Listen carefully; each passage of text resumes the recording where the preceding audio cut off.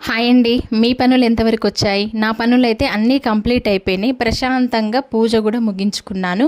అయితే మార్నింగే ఈరోజు గోమాతకి ఆహారం పెట్టొచ్చా అనే వీడియో నేను ఎందుకు పెట్టాను అంటే ఈ వీడియో పూర్తిగా చూడండి, మీకు అర్థమవుతుంది.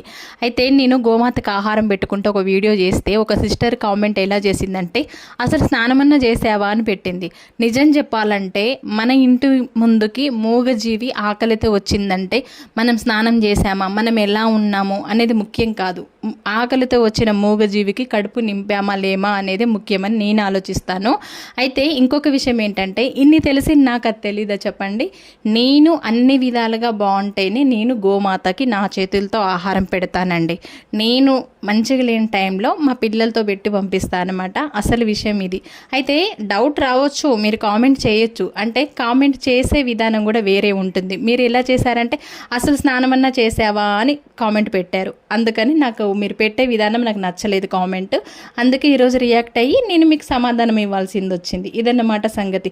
మనసు మంచిగా ఉండాలండి. ఇవన్నీ వేస్ట్. అసలు మన మనసు కల్మషం లేకుండా మంచిగా ఉంటే అన్నీ మంచి జరుగుతాయి. ఓకేనా అండి? వీడియో నచ్చితే లైక్, షేర్, సబ్స్క్రైబ్. ఇంతకంటే ఎక్కువ ఏం చెప్పలేను.